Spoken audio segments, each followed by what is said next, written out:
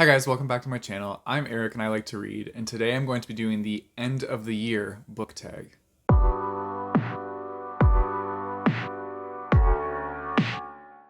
So this book tag is actually pretty straightforward. It's not that long either, which is great. So you don't have to hear me babble on for too long. So yeah, we're just going to talk about different books that I'm potentially going to like by the end of the year.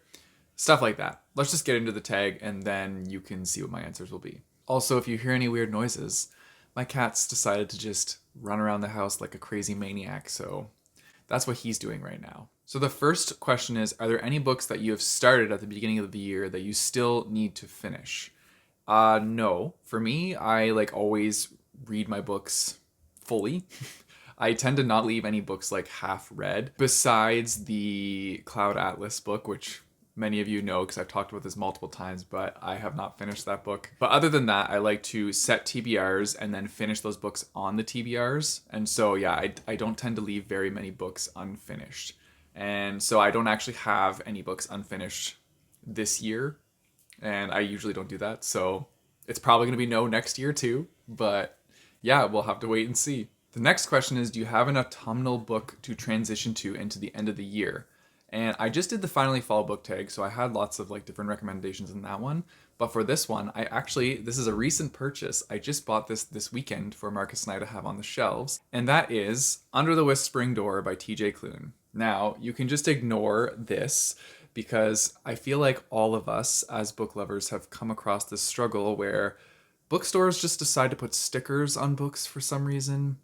I don't know why they do this. I think we should start a petition for them to stop doing this because it drives me insane. And so this is a sticker that clearly did not come off very well.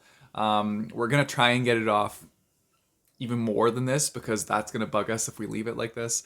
But this is what I could do for the video because I was trying to get it off before talking to you guys about it. And this is what happened. Anyways, I feel like this is a good one to transition over into autumn because as you can see on the cover, there's lots of trees that have lost their leaves. And it just it looks like the changing of seasons just by this cover. I'm also very excited to read this book. I think it sounds really fantastic. And this was in one of my anticipated releases videos. So I've been excited to read this for a while. So yeah, I hope it's a good time. If you guys have other book recommendations that are perfect transitions into autumnal themes, definitely hit me up in the comments below because I had a really hard time coming up with an answer for this question. So I want to know what you guys would have chosen for that. The next question is there any new releases that you are anticipating? And so because it's getting really close to the end of the year, I do my anticipated releases videos. So I mean, naturally all of those books are anticipated releases, but you guys can go check those out if you want to. But one of them that popped into my head was All of Us Villains because Marcus and I talked about this book. He actually read it as a NetGalley book and he really enjoyed it. And so he talked to me about it and the way he described this book sounded so cool. He essentially said it was kind of like a Hunger Games, but for rich villainous families.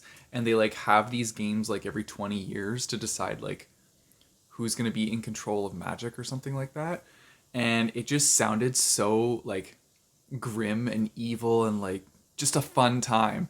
So yeah, I think that would probably be one of my anticipated releases because I think that I would really enjoy that book. And he also says that I would probably really enjoy that book. So yeah. Next up, we have what are 3 books that you have to read before the end of the year? And so for one of them, I'm choosing the next book in the Martha Wells series. And I believe that is Artificial Condition would be the next one. I've read All Systems Red and I really enjoyed that one. And I really like these books because they're novella length books. So it's a really quick read and it's just a fun sci-fi adventure following Murderbot.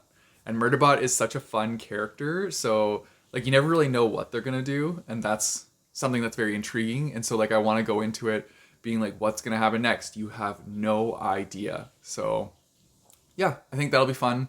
And it's a nice little sci-fi break. So if I'm reading other genres and I just want some quick sci-fi, jump into a Martha Wells book. So that's one that I do want to read before the end of the year. I also want to read Half a War, which is down there, but I'm not going to pull it out because it's hard to get back in its spot. So I'll just show you a cover here. This is the conclusion to this trilogy. And I started this trilogy a while back. I think it was on one of the videos where Marcus chose my TBRs. And if not, then maybe I just picked it up off his shelves because it looked good. But I really enjoy this series, and so I'm excited to finally finish this series. This was a book that I had put in a previous TBR video, but I never ended up getting to it. So it's definitely one that I do want to finish by the end of the year and just see how this whole like series concludes. And the other one that I kind of really want to read is Never Saw Me Coming. And this was in one of my anticipated releases videos. So this book just sounds really cool because it's about a psychopath who is going to like, I don't know if it's like a therapy or like a school area with other psychopaths and they're like learning to become better. But then they kind of get put into like a situation of like cat and mouse where somebody else is hunting down the psychopaths, and usually like they're the predators, but now they are the prey. And I just think that whole concept alone just sounds fantastic and like super thrilling. So it's something that I really want to read soon, and I have seen it in the store. I've passed it a couple times. I don't know why I haven't picked it up yet. Like I really want to. Maybe I'm just waiting for it to like go a little bit down in price, but oh, it just sounds fantastic. So like I'm really wanting to read that one. The next question is, do you think there is a book that could still shock you and end up being a favorite of the year? And I honestly don't know. Considering that my whole next month of November is going to be a TBR chosen by Marcus. So like, I will say every time Marcus chooses one of my TBRs, there's guaranteed to be a couple 5 stars on there. And every time he's done it, I've had a couple 5 stars on there. Like he's really good at choosing books that he thinks I will enjoy. And so I'm going to say probably yes, because going into the next month, he's going to choose 8 books and I'm going to read 6 of them. But yeah, I'm just excited to see what he chooses, and I'm leaving it open to his decisions to see what I read. He knows me very well, and I'm pretty sure he's going to give me a 5 star in there somewhere. So yeah. Now that being said, it could be a 5 star. I don't know if it'll be a favorite of the year though. We're going to have to wait and see for that one because I really have honestly no idea, but we'll find out. And then the last question is, have you started any reading plans for 2022? And not really. Like I don't generally plan out my reading plans that much. The only time I really plan it out is when I'm at the end of the month. So right now I'm at the end of October, and normally if Marcus wasn't choosing my TBR, this last week would be the portion where I kind of like put together my TBR for the next month. But that's like the most in advance I will ever plan out my reading plans, I guess. Like I have goals. I set goals for myself. For example, like the Goodreads goal of, I think this year it's 70 books, I want to say. I haven't been sticking to it very much, so I don't actually know like what the total is. I can check that out later. But yeah, I'm also very behind on my reviews. So it looks like I haven't read that much, but I'm pretty sure I've already passed it. I don't know. I'm not really sticking to that either. As I said, I'm a very spontaneous person. So yeah, I don't really like make too many reading plans. I just kind of go with the flow and just do it, just read. So yeah, I'm not going to tag anybody, but if anybody wants to do this tag, I'll put all the questions in the description down below so you guys can do it yourselves. And yeah, let me know in the comments if you had like different answers than mine for these, what you would have answered. I'm always like curious to see how people's reading habits differ from mine. And I'm always excited to have new books brought into my attention so that I could like go check those out too. And now for our independent bookstore shout out. Okay guys, so today's independent bookstore is for Shelf Life Books, and that's in Calgary, Alberta. So this is their website. I love that they have a reel of pictures of their store and dogs. Like, those are the 2 best things. So yeah, that's fantastic.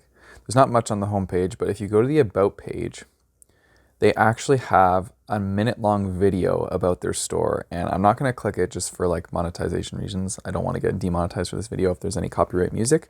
But I did watch the video, and it's like a walkthrough of their store with a whole bunch of different scenes where dogs are walking past the bookshelves. It's actually really adorable. So I would strongly recommend checking it out. It's only a minute long, so it's not that big of a time consumption for you. They have frequently asked questions, and it does appear that their store is very dog friendly. So like definitely go for a walk with your dog and check out the store if you're in Calgary, Alberta.